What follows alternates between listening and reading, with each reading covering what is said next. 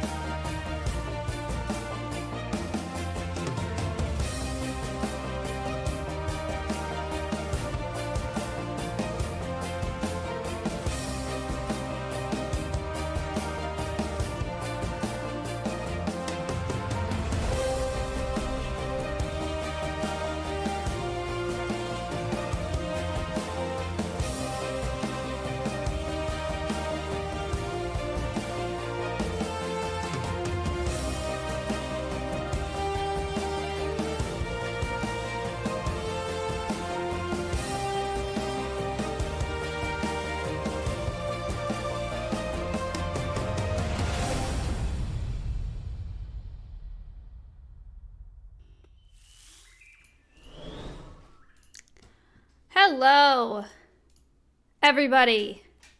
Welcome to the Conservation Cast, episode 63.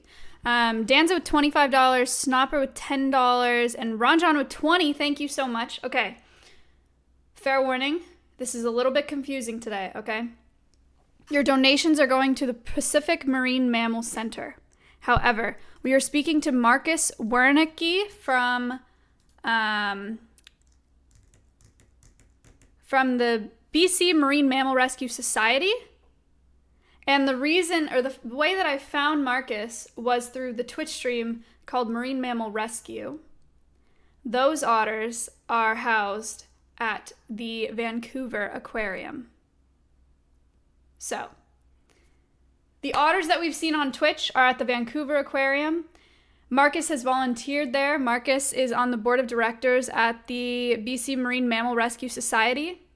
However, your donations are going to the Pacific Marine Mammal Center. Koopa, thank you for the $77.77. The only thing that you really need to understand is that Marcus has over 4,000 hours of experience volunteering in marine mammal rehab. This podcast is about marine mammal rehab, about marine mammal rescue, about the threats that they face in the wild, and we are raising money for a rehabilitation center for those animals. So don't worry about all all the confusing stuff, all the organizations. Marcus will explain it to you, but here we are. The donations, because we have no affiliation today with Pacific Marine Mammal Center, are going into my account. I need to send the donations to their account after. So if you donate and you see that Otters Holding Hands What's Up, that is why. All right, podcast. You guys know the drill. There is a quiz at the end of the podcast. It's based on my conversation with Marcus today. There are 5 questions. You're going to get 20 seconds per question. At the end of the quiz, I'll explain it a little bit more thoroughly when we get there. But if you win the quiz, you can get a gifted sub to my channel. But if you're already subbed to my channel, then you can get a gifted sub to a channel of your choice on Twitch. Or you can ask me to donate an additional $5 to Pacific Marine Mammal Center. Warber, thank you for the $20. Big thank you for the $10. Emla with the $10. Yo, what up? Koopa, thank you for the big donation. I appreciate that. What other things am I missing? We don't need to do a poll today. It's not species specific.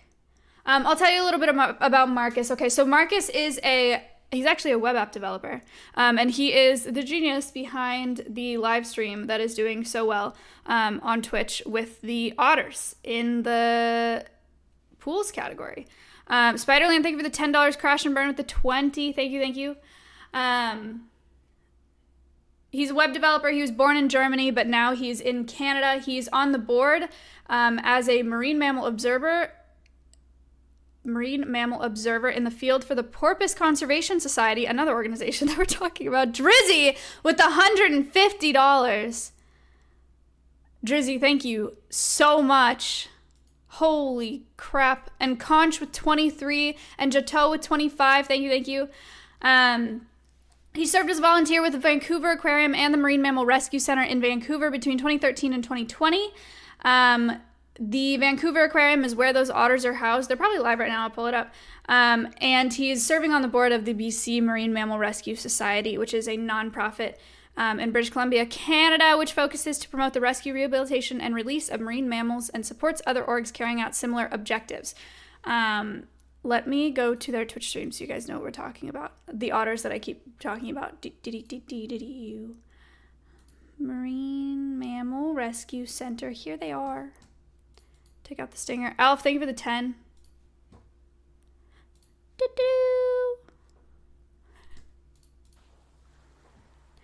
Hot. Otters partying in cold tub. Amazing. So, like every other podcast, if you my camera's not on. If you guys have questions today, you can use the Ask bot. You can do #ask, followed by your question. And I will relay those questions to Marcus. Mute that. While we're live. Is there anything else that I am missing? It's been a minute, or it feels like it's been a minute. All good? All good. All right. Good. We have some questions already. Questions carry the podcast. If you have questions, throw them up. I'm excited to see them. Excited to hear answers. I will be back in a minute with Marcus. Cool? Cool. Bye.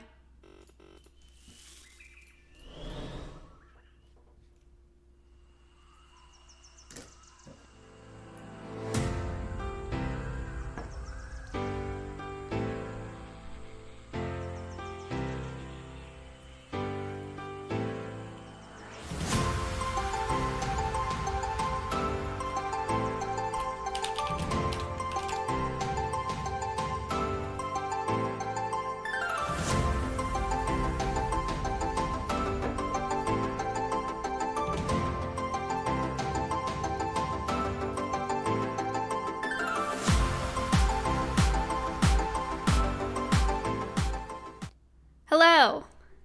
Hey. How are you? Good. Thanks. How are you? Good. Okay, let's see if we can get this on screen properly. Hold on. Here and here Here. All right, cool. We're good. Welcome to the Yay. podcast. Hey, thanks. Thanks for Yeah, having me. of course. Thank you so much for coming on. I told them about who we're fundraising for and then about the organizations that you worked with. But hmm if you want to do your own explanation of that, that would be fantastic. Okay, let's try. I watched your intro. You Okay. did explain that the otters we're watching on that live stream, Marine Mammal Rescue, are actually at the Vancouver Aquarium. The Vancouver Aquarium was part of the Oceanwise Conservation Association, yet another nonprofit.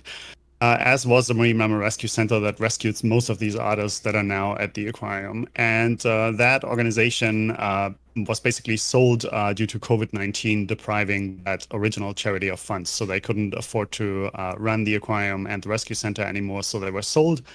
And now the rescue center, at least, is in the process of becoming a nonprofit again, but they're not right now, which is Mhm. also why Marine Mammal Rescue is not currently fundraising for ourselves. That's why we're raising money for PMMC in California. Right. Very cool. Okay. So, chat, there's your explanation. If you have questions about that, you can let us know through the Ask Bot. We already have a ton of questions. But before we get into the questions, so you have over 4,000 hours, volunteer hours with Marine Mammal Rescues And the Vancouver Aquarium. and the Yes, Vancouver both Aquarium. organizations. And, Yeah. okay, tell us about that. How'd you get into it? What do you like about it? What do you do? Yeah, well, I moved here from Germany. Actually, I moved here from England, but before that, I lived for most of my life in Germany, and I never had any contact with marine life at all. There was no ocean where I lived. The Mm-hmm. next ocean would have been the Baltic Sea, 3 hours away. So when I first came to Vancouver, and my wife and I were discovering all the sites and checking out all the different places you could go and hang out, we found the Vancouver Aquarium, and we instantly fell in love with the place. In particular, they had rescued animals that you can't see in most places, or actually you can't see anywhere else in North America. They had a pair of harbor porpoise, Mm-hmm. and they're sort of a very small kind of whale cetacean. And we were fascinated immediately with those animals, and that was our first contact with marine mammals, and immediately we sort of knew that we wanted to volunteer for that place. So we joined them the very next year, just after we arrived here, and that was the first opportunity. We immediately became volunteers. Then there was a waiting time before you could volunteer with the rescue center, so we did that a year later. And yeah, then we spent thousands of hours volunteering for both organizations at the aquarium, mostly as gallery educators, talking to guests of the aquarium. They had a very strong focus on conservation education. So the goal was to engage with as many people as possible, and that we did. And then we got to the rescue center where we helped take care of those baby harbor seals, which is their number one patient. PMMC mostly has fur seals, I think, and sea lions, stuff like that, and we mostly have harbor seals. We get here in Vancouver about 150 to 180 of those little baby seal Holy pups every year. cow. Yeah, that's a lot of seals. And those are all seals that are stranded on shore. Can you tell us about why that happens? Yeah, most of these animals are admitted because of maternal separation. So basically, they don't have their moms anymore, and these animals are still nursing. They're fully dependent, so they would die without human intervention. That's why they're rescued. Okay, got it. I've been pulling up a couple videos of the harbor seals that you've sent. I think these are harbor Yeah. seals, and they're some of the If they are cutest seals, they're animals. definitely harbor seals. It's the Okay. only species of seal we get. Okay, they're so cute. If they have ears, they're sea lions, but there should not be any sea lion clips in there. Amazing. Okay. Um, Josie, thank you for the $10. We've done $421 in Oh, donations so wow. far, which is awesome. And That's we have a amazing. bunch of questions. Wait, okay. Last thing before we go into the questions. So you are how Marine Mammal Rescue got onto Twitch. Is that correct? That's right. Yeah. Okay. We've actually been broadcasting to both YouTube and Twitch for more than a year now. Okay. Um, and yeah, we found that the hot tub category was being created on Twitch, and I Yeah. thought, hell, this is the first word was pools, and I was like, yeah, this is perfect. This is our new category, so that's why we joined the category. That's great. And the And titles, you saw the meta and you were like, it's time to jump on it. Oh yeah, those were very creative titles, so we had to copy them too. So we are appropriately branded. We didn't want to stand out, so we fit right in, I think. I think so too. And the viewership has been great. You guys have built like a community on here, which is awesome. Yeah, I mean, we've always had a small community of very dedicated people that were watching, but we mostly had like 70, sometimes 80, 90 people, concurrent viewers that were watching this. And now we have at least 1,300 at night, usually up to 2,000 during the day. So it's great. That's crazy. And so the otters that we see on this, these are non-releasable otters at the Vancouver Aquarium, correct? Yeah, Okay. yeah, that's right. They all of them were rescued and rehabilitated, but deemed non-releasable. Either some of them come from Alaska. They were deemed non-releasable by U.S. federal government. Most of the animals are deemed non-releasable by Fisheries and Oceans Canada, which is our federal agency, mainly because we don't have a surrogate program as exists in some places in California where they can actually use a surrogate mother to get these animals back into the wild. We don't have that here for the subspecies or subpopulation, the northern sea otter. We don't have such a program because the strandings are so rare that we basically don't have the resources required to pull that off. So the animals are deemed non-releasable because they're too young at the time of rescue to have learned anything from their moms that they would need to survive in the wild. Right. They would usually spend about 6 months with their mothers and then pick up all those survival skills. And when we rescue them, they're usually just a few weeks old, so they don't have any of those skills. I have a seal teething video that I pulled up. Oh my gosh. That's so ridiculous. Okay. Sorry, I'm getting distracted by all your cute videos. Okay. So, Nim, thank you for the $20. $441. That's amazing. So are you ready to go into some of these questions? Because we have Oh yeah, like 30. let's go ahead. I hope I can answer them all. Okay, cool. So okay. Can seals actually live in a hot tub? We'll move past that question. It's Bria asked, what's the biggest threat to marine mammals at the moment? Ooh, to marine mammals. That's such a broad category It of is. animals. It's really hard to tell. For harbor seals and actually PMMC, I think in their intro video mentioned that their population of sea lions is in trouble because they have so many strandings, and I don't even know what the reason is for those mass strandings that they have. But in general, here in British Columbia, when we look at harbor seals, their population is actually doing quite well. They've rebounded from being hunted. The population was hunted down to very low numbers, and they've now rebounded and are almost back to where they used to be. But in general, I think I work also, you mentioned for the Porpoise Conservation Society, where we look at other larger marine mammals like porpoises. There's 7 species of them, and they're all facing a major threat that affects all whales, dolphins, porpoises, which is entanglement and fixed fishing nets.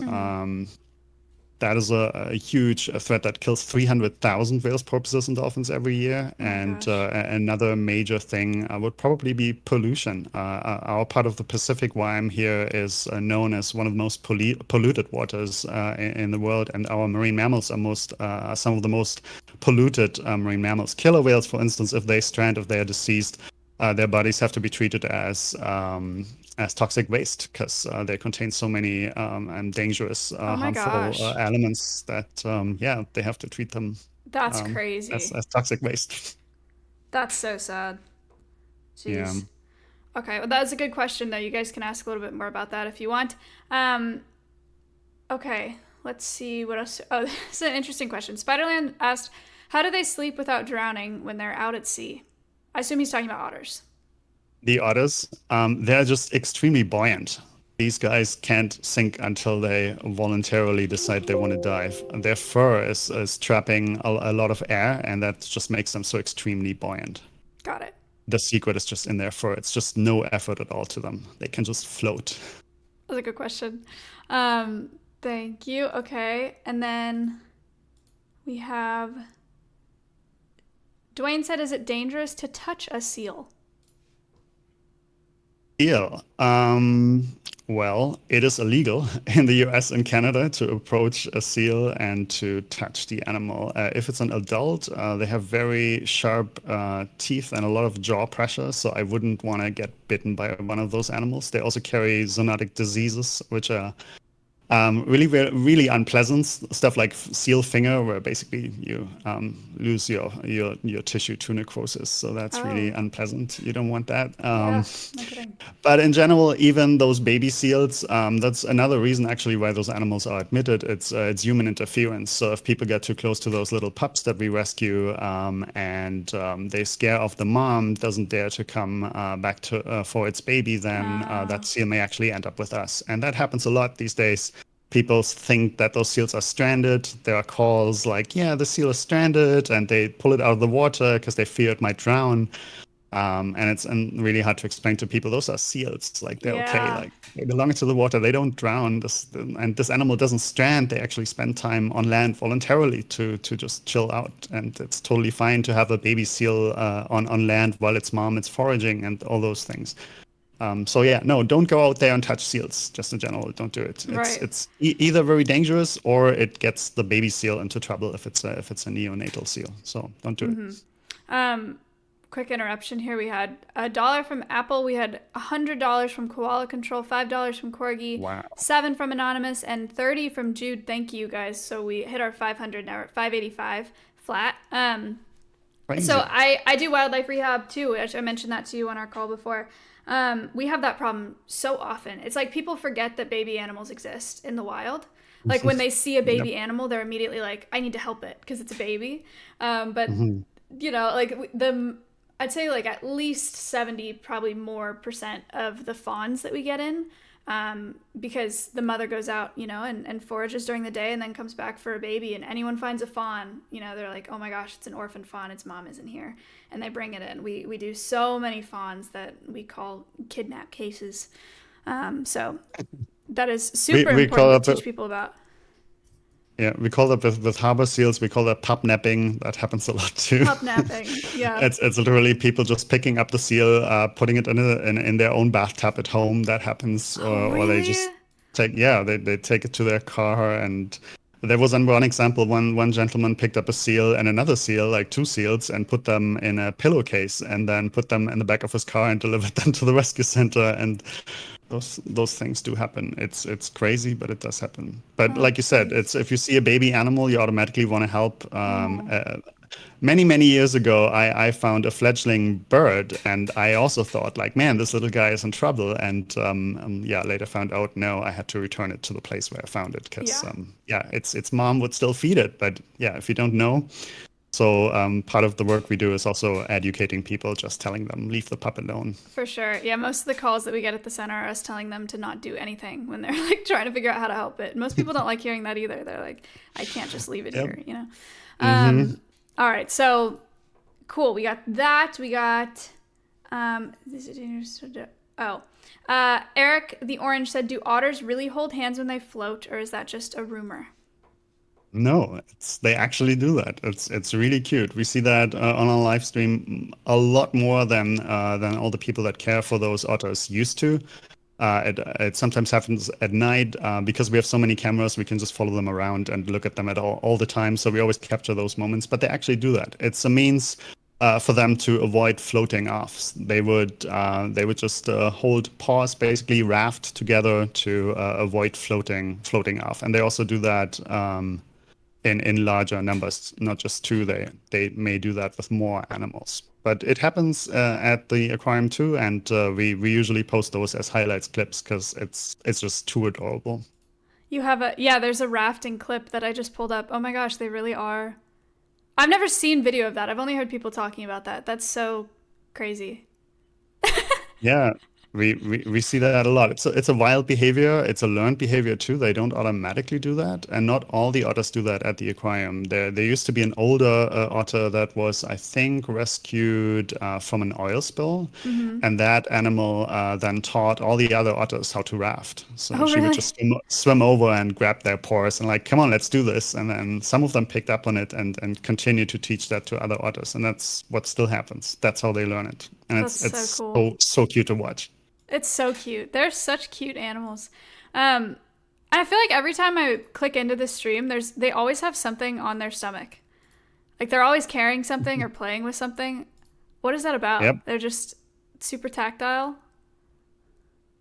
No, they're very smart and they love toys and they love to figure things out. There's one of the otters that, sometimes you see these boomer balls that have like a piece of foam attached to it, like with a knot. And this particular animal, Kunik, likes to untie those knots, and she's figured out how to do that. And now she can repeat this every time. So every time they give her one of those toys, she will figure out to actually undo that knot, and they only like to do it under supervision because she would actually be able to clog up the drain of one of the pools and then cause havoc there. So only under supervision.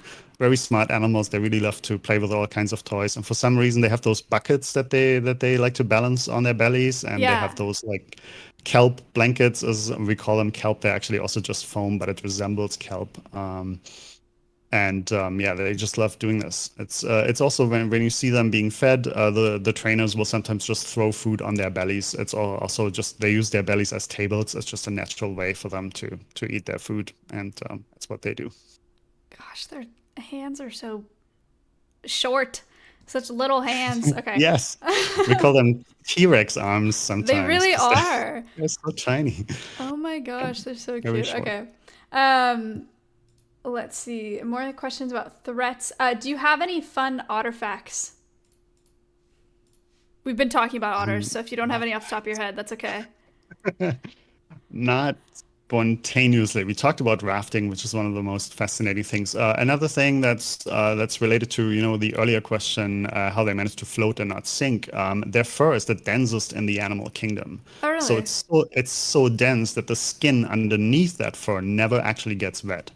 And that is their way of staying warm, because they do live in those very cold waters here in the Northeast Pacific, and it's just extremely cold sometimes. And if they were exposed to that for a very long time, they would get sick. So they have this fur that they constantly need to maintain, which is the other thing that you see if they're not sleeping and they're not eating and they're not playing. They're usually just grooming themselves, and grooming their fur is really an enormously important activity for them to keep that fur nice and clean. And then it's completely dry underneath, so they just don't get wet. They can't feel the water because they're so well insulated.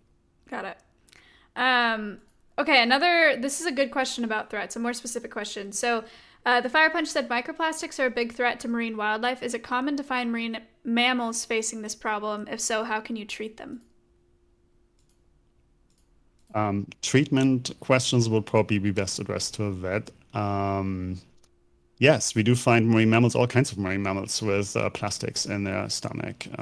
Again, Porpoise Conservation Society related, we do have porpoises and all kinds of whales that do swallow plastics, just as sea turtles do. The Rescue Center rescues sea turtles as well, even though it's very rare. They only get here when they're cold stunned, but they swallow a lot of plastic items as well, like plastic bags in particular. And it's basically just affecting all wildlife. I've seen birds with basically their stomachs filled with plastics, and the same thing happens with marine mammals too. It obstructs their stomachs, and then they're basically not able to eat anymore, and they just starve to death. So we talked to chat. What was the organization called? We talked to Sea Turtle Organization from Australia, and they talked about plastic bags because they eat a lot of jellyfish. Is that a problem? Is there? I think there's a video. Yeah, because it looks so similar. Right. Yeah. Isn't there Joey and his jelly? Wait, this isn't a jellyfish. That's an actual. No. Yeah, I'm not sure. I get the. It's just a toy. That's so cute. Yes, he had some odd reaction to that toy, which is why we put that video up. I'm not sure if you play it for long enough with audio, you hear him scream when the caretaker at the rescue center gets that close to his face. Oh. Which is why that was so adorable. So what are yeah, we just heard the scream. What are their diets like between sea otters and the harbor seals and sea lions? Is it similar? Yeah, I actually looked this up today because so many marine mammals are opportunistically feeding on just about anything. And for sea otters, they consume over 100 prey species. So it really Wow, depends really? on, Oh my yeah, it's gosh. they have a very high metabolism, so they need to eat a lot of food, and they will eat anything from invertebrates like sea urchins. They do eat clams, mussels, abalone, mollusks, crustaceans, snails, like whatever you throw at them, they will eat it. And at the aquarium, we mostly feed them clams. That's the pinkish meat that you'll see the trainers throw onto their bellies. That's an expensive food item, but it's nutritious and they love it. My sister said she was kayaking in California on the coast, and she said that she saw a sea otter eating a bird. They eat birds as well? Or did she not see that Um, correctly? Not, I don't know. I mean, they might try. I've seen a dolphin try and eat a bird. So Really? sure, why That's not? crazy.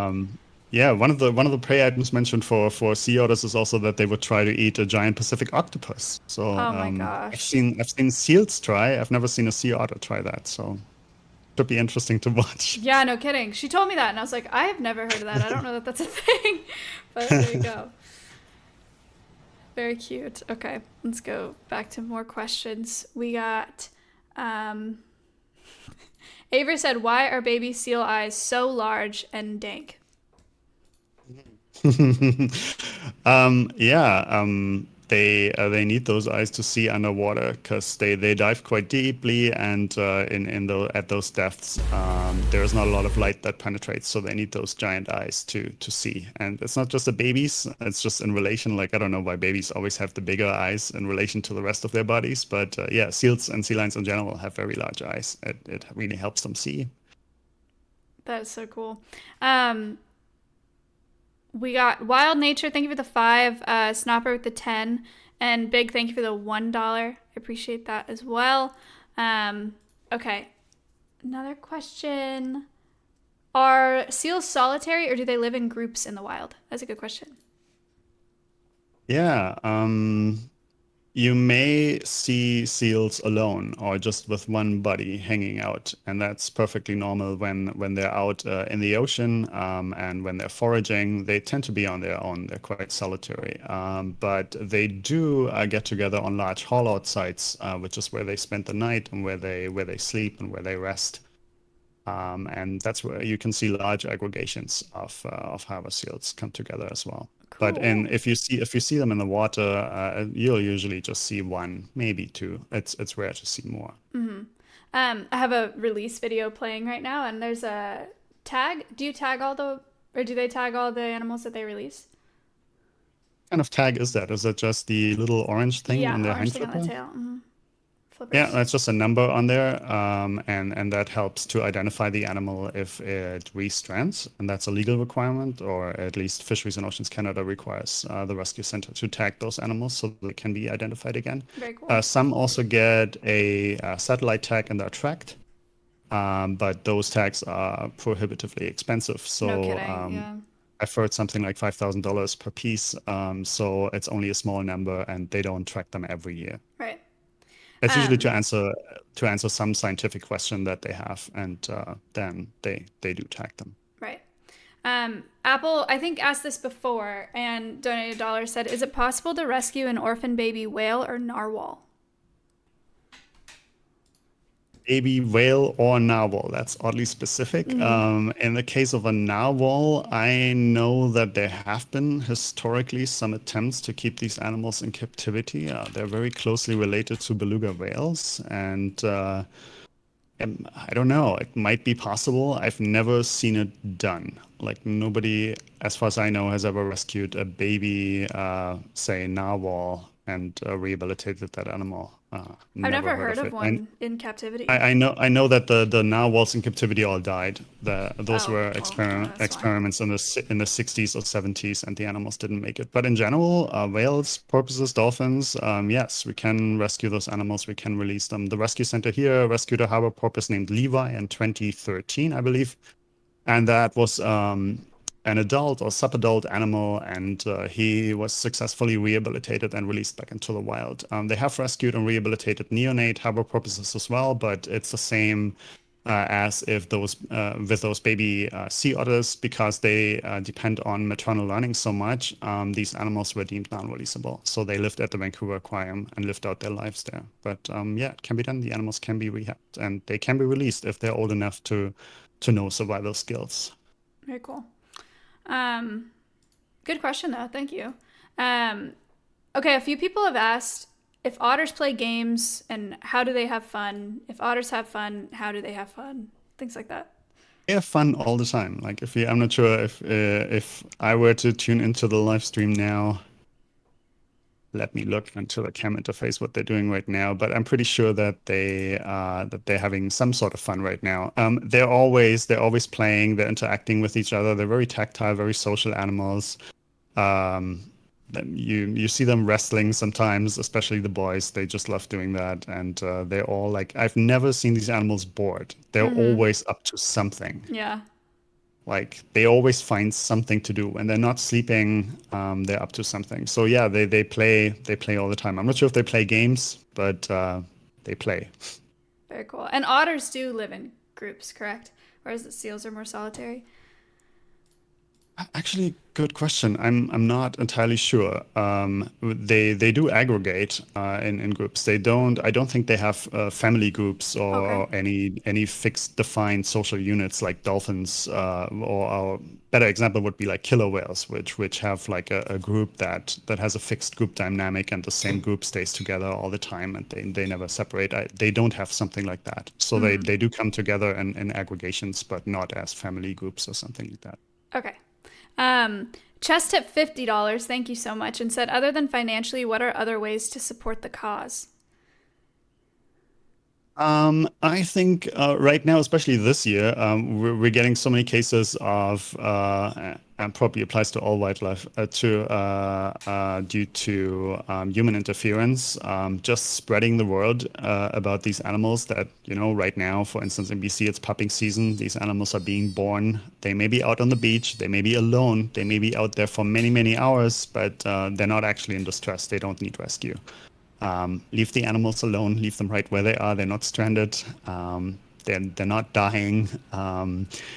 If you think that the animal might have some problem because it's like very skinny or it has any obvious injuries, then call your local wildlife rescue. And usually when you call one of them, they have the phone numbers for every other wildlife rescue that there is. Like if you call a bird rescue place, they usually have the phone number for like at the squirrel rescue place, and they can help you get the marine mammal rescue numbers too. So call any wildlife rescue. They will probably point you in the right direction.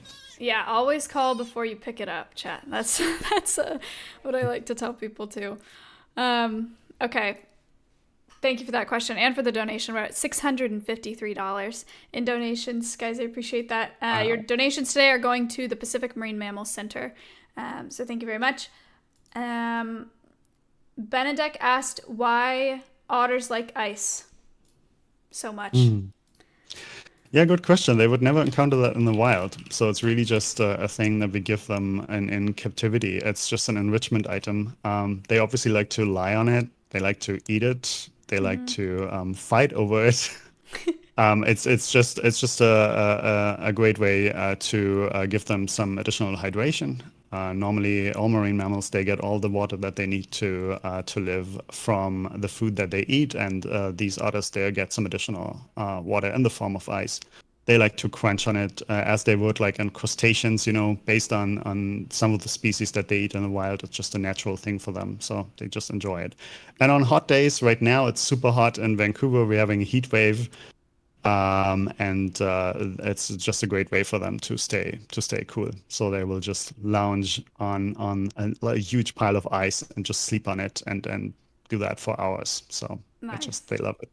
And then I saw a video online recently they were talking about giving them ice to mimic tool use and cracking things open. Do they use tools, or is that a thing? Yeah, it's otters do that actually. They will use rocks to break open shells, and we have some videos I think we could just call it like a drummer video or something, where it looks like air drumming, but the otter's actually mimicking this behavior where it would use a rock to smash open a shell Yeah. to get to food. Yeah, they're one of those species that are actually capable of using tools, and we don't give them rocks at the aquarium because they would just break the glass. Oh, Because they're very patient. They would just I keep didn't think trying about until it that. happens. Yeah. Oh So no. ice is where it stops. That's hard enough. Okay. Got it. Yeah, they can. Otherwise, the repair costs would be a bit high. There's a lot of power in those little arms. I'm actually impressed. I pulled up a video of them using a rock for breaking something open. That's cool. Yeah. Jay tipped $1, said, "What should we do if we see an injured seal? What steps should we take?" So we just kind of went over that. Just call the closest wildlife rehab center that you have there. If you have a marine mammal rescue center nearby, even better. But either way, you'll get directed to the right place. But call somebody before you pick it up and put it in your truck or put it in your bathtub or whatever people do, I guess. Yeah, and if it's a busy place, sometimes it's a beach area that's frequented by a lot of people with their pets. We usually say keep pets and onlookers away. So that's also an important thing. So usually when you call the rescue center and if they will ask you to send them pictures and video of the animal, they will assess if it actually needs help. And if there's an accumulation of a lot of people, they will actually call the federal government and ask them to come out there and keep people off and maybe post signs there, warn them that they need to stay away because it's actually illegal to approach the animals. And just, pets can cause severe injuries to those little pups. So good idea to keep dogs especially away from them. Nice. And then another question here is something that I've heard also that I don't know that is true, and that's do sea otters really have favorite rocks that they hold on to on purpose? Well, wild sea otters, yeah, they do apparently. That is a fact. That's Really? true. Just one they Yeah, find one that they works, have huh? they have little skin pockets underneath those T-Rex arms, and they can hold on to food They or do? rocks. Tools. What? Yeah. I didn't know Yes. that. That's cool. I'm not sure if we have a clip of that in our clips, but yes, they do have pockets. Pockets? Okay, hold Yes. on. Let me look through your clips here. Initially, when they're this little, when they get to the rescue center, they can't use them there. They don't know what to do with it, and it's so small they could probably hold something the size of a peanut. But as they get older, they can store food there, and they sometimes do. Like you sometimes see them randomly pull out a piece of food, even though the last feed was hours ago, and then they Oh, start eating that, and you are like, where did this come from? And yeah, it's actually from their pockets. crazy. I did not know that. I would not have guessed that. I've never heard that either. Chat. Learn something new every day. Okay. Cool. And then it's another question about their social. Um, so a question a little bit away from the animals. Space asked, what kind of app development does he do specifically, and do you do any of it to help with conservation, or is that separate? I develop mostly web-based applications, and I have actually developed a software that it's called Transect Pro that we use with the Porpoise Conservation Society and now giving to other charities as well. Oh, That is used for scientific data recording, because there's basically we work with volunteers a lot, and I'm a volunteer in the field as well. And the scientific software that is available is usually so complicated to use and written by data scientists who basically have never seen a real normal human user, and that's why I wrote the software to make that easier for volunteers to use with nice. nice big colorful buttons and Oh, an that's intuitive user important. interface. That is important, yes, so that people with very little training can actually use the software and record data accurately. Because usually those scientific software, if you do make the slightest mistake, then you end up with an invalid data, and it results in poor data quality. And That's Right. not something we want. And data is actually very important for conservation. A lot of the conservation projects only get started when there's hard data to support the hypothesis that an animal is actually in trouble for porpoises and also for pinnipeds. We rely on population estimates that usually come from land-based surveys or vessel-based surveys where people need to actually collect data over many years to see whether a population is increasing or declining. And only when you have that kind of data, then you can actually go to the government and say, we need some action here Right. because as a population, we have the evidence that the species is in trouble. And yeah, that's why that helps conservation. Got it. Very cool. Space. Thank you for that question. That was neat. Cool question. Leonard, thank you for the $15. We're at $669 now. I have a very specific question, and I certainly don't have the answer. I'm not sure that you do it. If you don't, that's fine. But Ru asked, do you see many cases of T. gondii due to kelp loss and urchin encroachment, or sickness due to mussels accumulating pollutants? Yeah, that's very specific, something that I would refer to a veterinarian. That is probably not something that I should answer. I probably Okay, could try, but I don't want to. cool. That's fine. Elf tip I don't want to three give dollars. I don't want to give people false information, so Oh, for better sure, to for ask sure. a professional. Elf said, does it take a long time for the animals to become acclimated to living in captivity? Do they struggle, or is it a difficult process? Hmm. Well, the those sea otter pups, I assume that's referring to the sea otter pups. When they get to the rescue center, they are just these little fluff balls. They don't really have a lot of perception of what's happening around them. Probably very much like a human newborn baby, hardly knows what's going on. Right. And they're basically brought up by people. They need intensive care around the clock. Somebody always needs to be there. Not only do they need to be fed every couple of hours, they also need constant attention. Somebody needs to groom them because their mom would actually do that, and they're not capable of it yet. It's also sort of like it's an instinctual behavior, but they sort of need to figure this out themselves over time.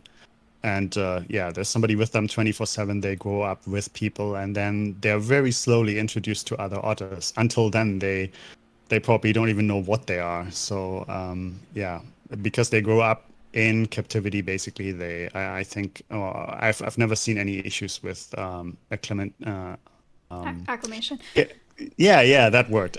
Getting used to getting used to that captive environment. Right. They've always very gradually been integrated into that, and it probably takes them more time to learn how to be an otter. Because they like Joey was afraid of water. We have a video that is called "Joey's Afraid of the Water" or something, where he was trying Sweet. to like keep his head out of the water so he doesn't get wet. Because he didn't know what that was. He found that very scary. I remember the first time we put him in a little tub with water, just a tiny like a bowl, like barely the size of a salad bowl, and put the animal in there. And you know, they float instinctively, like automatically, very high above the water. But yeah, he didn't like that at all. He didn't like it. Like any contact with water was something he wasn't into at all. Took a while. Yeah. Um, good. Thank you for the $10. Uh, Apple tipped another dollar and asked another question and said, how much time do otters spend in the water compared to on land? In the wild, sea otters will spend their entire lives in the water. They don't get out of the water at all. It's basically, probably, I'm thinking, to avoid predators because there's a lot of predators on land, and if they never go on land, they don't have to deal with that. So Right. they're out on the open ocean, and in captivity, it's a different story. Probably because they're used to being on land. Like Joey, the sea otter that got our live stream started, would spend most of the day in a crib and would then just have little baths where they would take him out to a tub and have them in the water for like 20 minutes or so, and then he would go back into his crib. So spend so much time on land that they're kind of used to that, and it's a nice way for them to easily get dry and to groom themselves. So they just like to sleep on land at the aquarium, but it's not a wild sea otter behavior. They wouldn't do that in the wild at all. Right. Wait, so the baby videos that we have here of Joey, is this an otter that's on the live stream? Yes, he is not that little anymore, although he's still one of the smaller ones. He's Oh my some gosh, of our Joey's some of our birthday week. It's his birthday. it's his birthday week. Yeah, it still is. Oh It's my it's and gosh. it's ending this week. He's one year old now. Oh my gosh. What the He had a heck? big birthday party. We had a pre-birthday party, and then we had the actual birthday party, and there's going to be a lot more partying going on. That's why our current title is Partying, because our e-otters are Uh, currently still partying in our co-tub. yes. Very cool. Um, It's what e-otters do. it's what you are. Got it. Um, Corgi Tip $3 said, "What's your naming process, or do you just name them And whatever comes to mind when they come in?" um, usually for the harbor seal pups, we have a sort of a list of names. Usually every year that we go down and then name them after a certain naming scheme. This year, I think it's anything goes. Yeah. We name them very randomly. I think we have a lot of animals named after food items this year, like popcorn and sushi and names like this. But we also had an interesting theme, I think, in 2019, where we named them after, or 2020 even, we named them after celebrities. There was like Shellen DeGeneres, and I Hi. don't know. We had so cool names. I have to look some Wait, up. there's a video. I saw that of Shellen. 20, Here it is. 2019, we had The Codfather, Anemone. Oh my god. We had Marlon Gaye, Paris Nice. Quilton, Wow. That's a lot of Viola. effort. Oh yeah, people loved it though. We Yeah. had David Hasselhoff, Marge Shrimpson. Oh my gosh. Yeah, we had some we had some really cool names there. Yeah. Gate Hudson, Fishy Teagan, Reef Witherspoon, Bill Fry, the science guy, Betty Whitefish, Sean Cannery, Steven Spielberg. Yeah, Yes, of course. we had some great fun with those names. Nice. Um, Roots of $10. Thank you. And asked if you have do you have a favorite species that you've worked with? Yes, harbor porpoise. That's why I ended up at the Porpoise Conservation Society. It was because of Jack and Daisy, the two animals that the rescue center had rescued as babies and that couldn't be released. And I saw those animals up close at the aquarium, and that got me involved in conservation. That was when I was like, I want to know more about the species and I want to learn more about it. I want to meet people that know a lot more than I do about these animals, and I want to become involved in their conservation because it's a species that is very, very abundant in many parts of the world, but it's also critically endangered in other parts of the world as individual populations are facing threats like entanglement on fixed fishing nets. And the vaquita porpoise, the most endangered marine mammal in the world, is also a porpoise. A relative of the harbor porpoise lives only in Mexico. There's probably less than 10 animals left today. Yeah, Um, we talked about this very briefly with whale and dolphin conservation when they were on the mhm. podcast. That is such cool looking animals too. It's so sad. Man. Yeah, they're beautiful. But those are like the seven species of porpoise. There's only seven of them. I love them all. They're very special animals, and they're often overlooked because they're quite shy and they don't do all the cool dolphin things. They don't come up to people. They don't jump out of the water. They don't follow boats. And they only spend about 5% of their lives on the surface. 95% of their lives happen underwater. That's why we know so little about them because they're very hard to study. And Yeah. I spent many, many, many hours every year studying harbor porpoise for the Porpoise Conservation Society, just observing these animals, staring out of the ocean for 8 hours at a time, looking for these animals, counting them, looking what kind of behaviors we see, whether we have females with their calves, and also what kind of threats we notice during that time. So yeah. Yeah, very cool. I'm glad you asked that question because we didn't talk about those very much.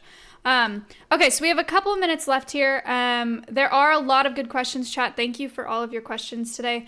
But I do. We touched on it earlier, but I like to ask if these people that are watching aren't in the field, don't have the time to volunteer necessarily.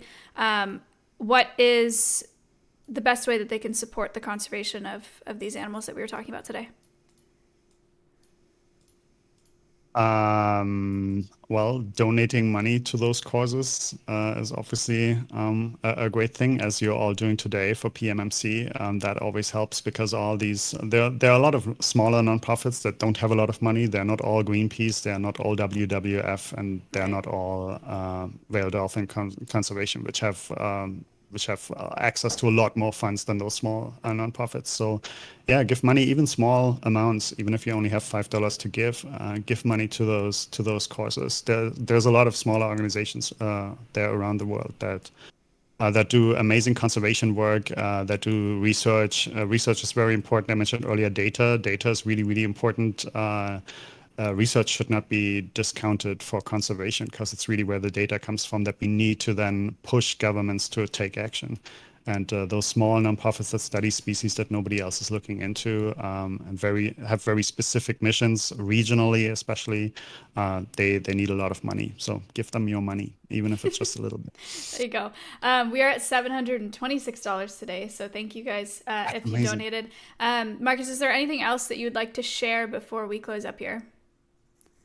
No, just come and watch our e-otters on Marine Mammal Rescue on Twitch. There you go. Hilarious. I should mention one really cool thing that came out yesterday. There was actually a student, a psychology student, and she was affected by the live stream of Joey last year because she said it helped her deal with like mental health issues, anxiety, and stuff like that, just watching these animals.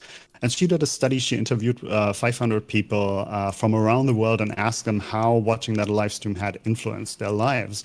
And those were amazing results. There were people like suffering from PTSD, all kinds of mental health issues that reported that just watching the animals just helped them overcome those things. They became calmer. They started to be able to handle their anxiety better, things like that. So that's a super cool fact. So yeah, ask your doctor whether watching otters is good for you. And, it's definitely good for me. I have it on a separate screen all day. I just watch them all the time. They're not just hilarious. They're also just really calming. Maybe it's the water. I don't know. Yeah, no, I do the same thing. When I'm working at my computer, I'll have the stream open, at least for the audio, because I like the water sounds. It helps me sleep too. I have that running at night as well. Chat, you can follow Marine Mammal Rescue on Twitch there. You can find them in the pools, hot tubs, and beaches section. Go check them out. Felix, thank you for the 5. Hey, Lori, thank you for the 5, and Steph with the $10. Marcus, thank you so much for coming on the podcast today. We raised $746 so far. I'll let you know what the final amount is once we finish the actual stream today. But this was super cool. Thank you for answering all of those questions. I appreciate your time. Anytime. Thanks so much for having me. All right, sweet. Nice to meet you. Nice to meet you too. Bye. All right, bye. So nice. Okay. I could watch those videos that he sent all day. Chat. Look, they're so cute, all of them. Like, are you kidding? Look at them go.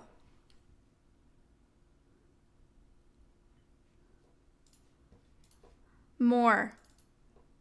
Teething.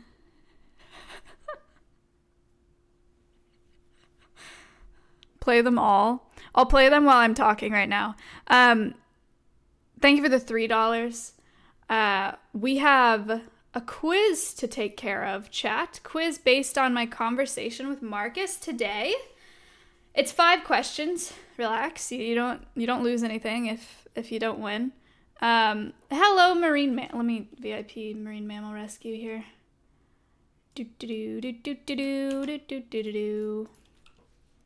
Pull up another video. Wait. What is this? Power washing. Oh.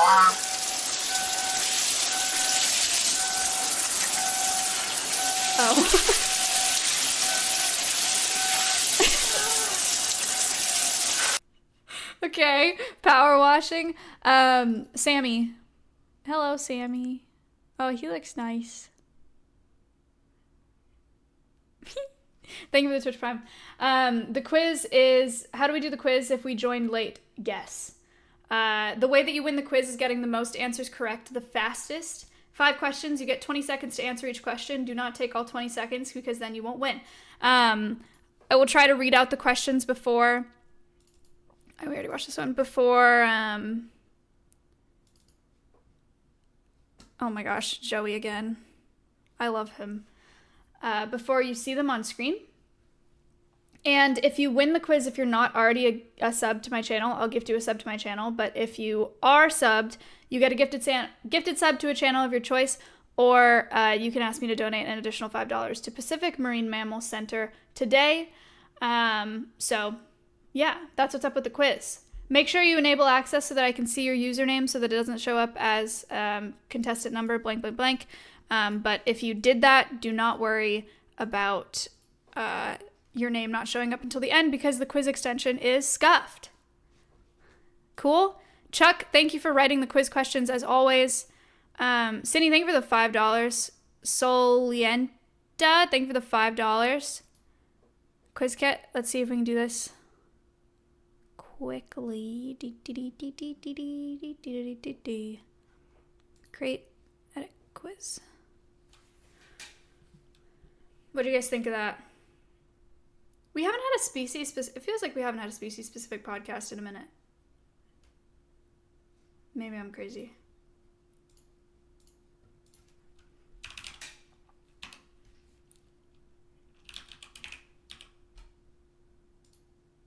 Good. Great, do it again next week. Man, Bernie is so upset about the podcast slowing down. I'm sorry, man. You gotta do what you gotta do.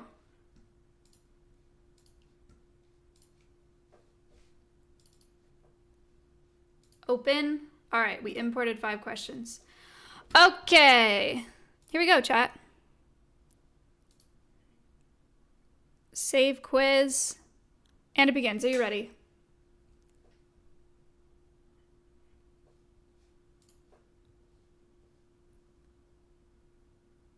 It takes so many clicks to do this. It's kind of stupid. All right.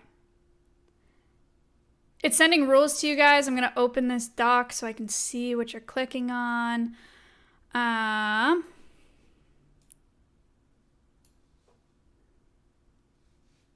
Is it starting?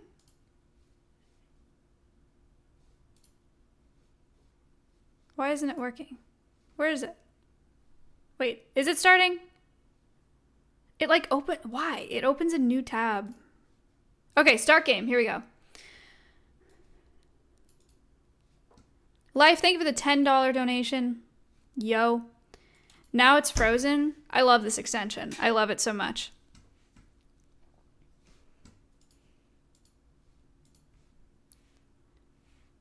Oh my, okay. How many volunteer hours does Marcus have at the Vancouver Marine Mammal Center? I'm sorry. It wasn't supposed to start. I had to open a new tab to start it and it opened in a different tab. I'm sorry. I'm sorry. It switched. Well, you're all at a disadvantage, so think about it like that. I didn't watch the beginning. You gotta guess, man. It's okay. It's okay. You don't lose anything if you don't win. You only gain something if you win. The correct answer is over 4,000 volunteer hours, which is a crazy amount of hours. It's 192 people got that correct. Well done. My score is -18. That's okay. It's the comeback. You can come back up. You'll be fine. All right. Question number 2 is, what is the most common marine mammal found at the Vancouver Marine Mammal Center? Is it dolphins, harbor seals, sea lions, or walruses?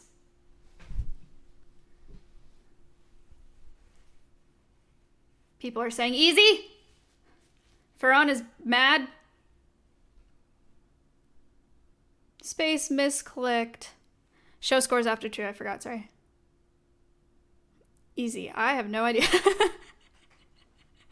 I said walruses. We didn't say a single word about walruses this whole podcast. Stealthy. No way. Stealthy!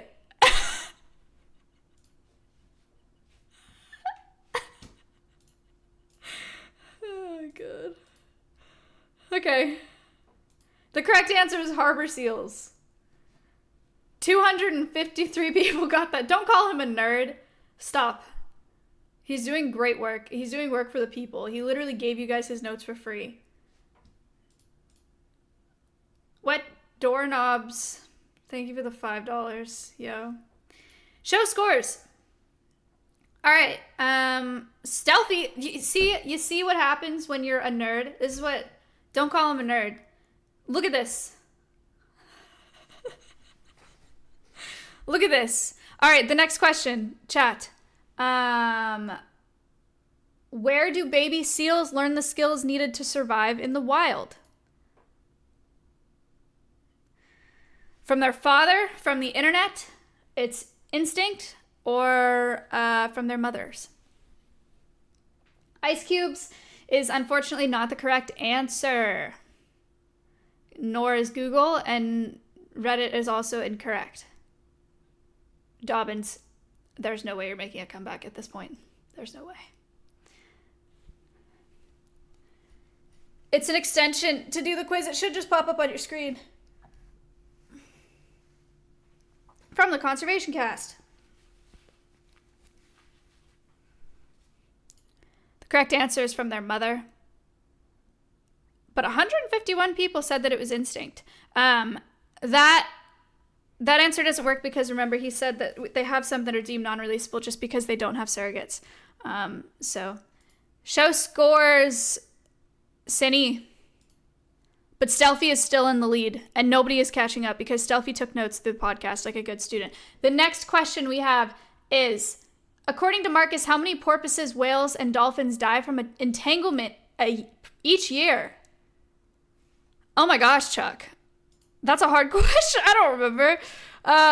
Is it around 50,000? Is it around 100,000? Around 12,000? Or around 300,000? That's a hard question.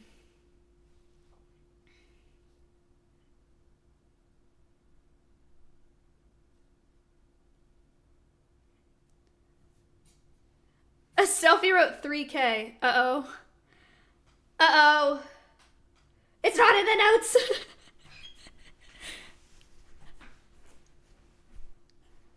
The correct answer is around 300,000. My God, that's insane. Is that correct? That's crazy.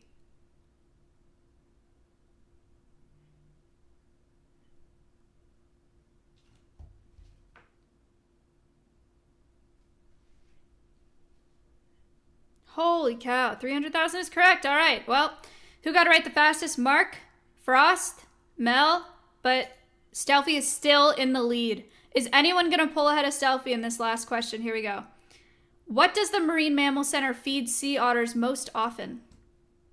Sea otter diets, chat. Is it fish, clams, squid, or sea urchins? 10 seconds to answer.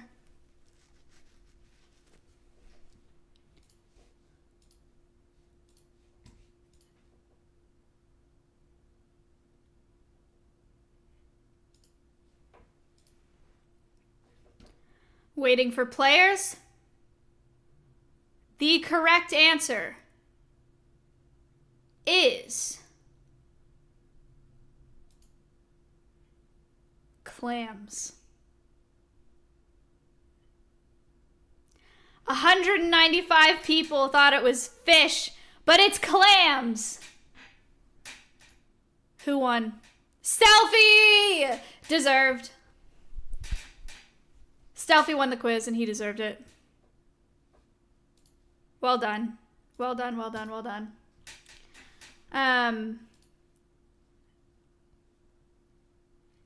W nerd. Okay.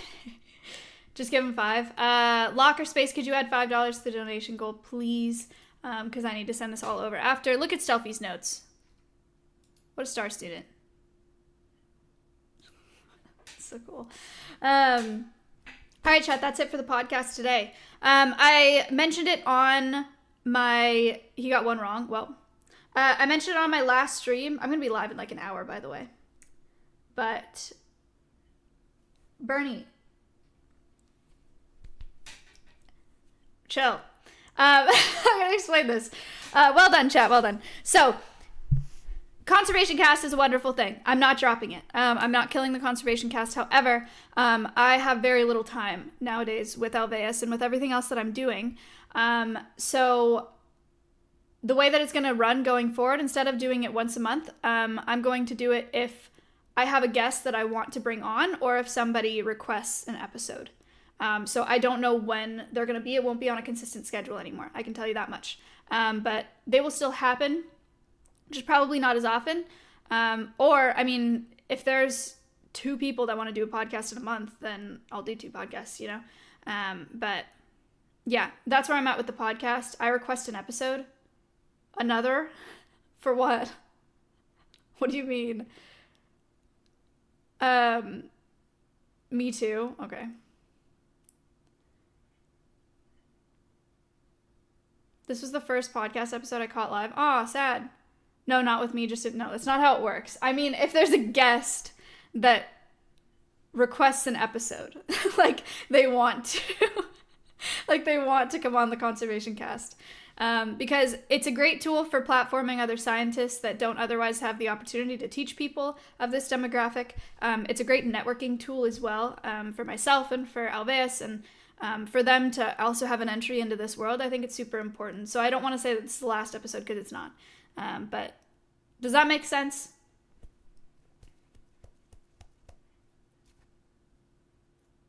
Cool.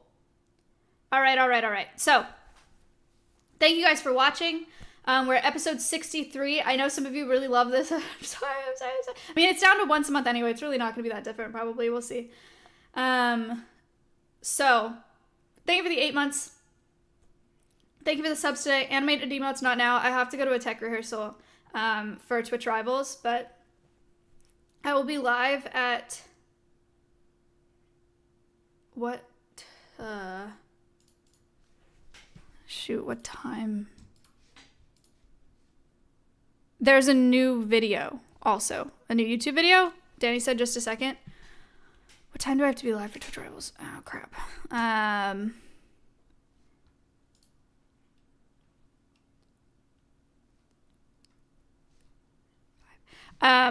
Twitch Rivals starts at 5 today. We're doing Gardic phone with, I don't know who all is on it. I think there's a Botez, T-Pain, Sasha Grey.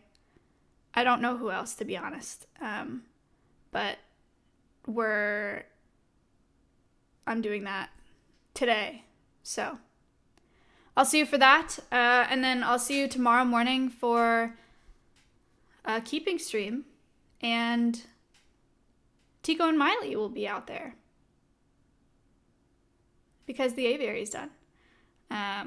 So there's a couple things that they need to do to the aviary. They need to paint it, and they need to add a couple support things, but they're going to do that all in one day. So we just have to move the parrots out one day while they paint, and then we can put them back. But it's all up. It's all secure. So one day copium. Yeah. I mean, worst case, they're just on the porch for a couple days, but they'll be fine there. So there you go. You guys will see it tomorrow, chat. I realize like how much frustration has come from the aviary, but it is insane. Thank you for the $21. Like, I feel guilty because of how nice it is. Like, it worries me because I'm like, did I put too much into this? Because this is so overkill. Like, it's so sturdy. It's so nice.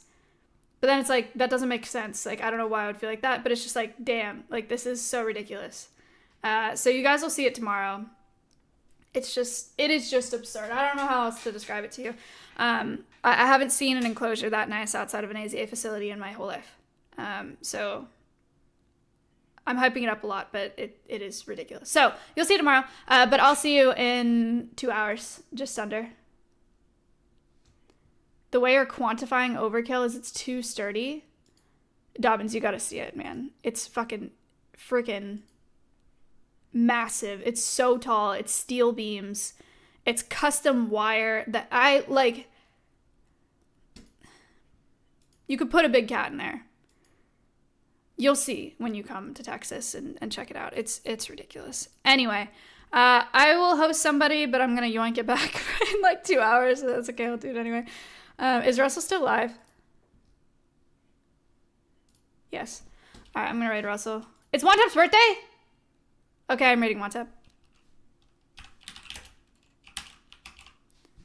It's just Wantep now. Yeah, okay. Thank you guys for watching the podcast.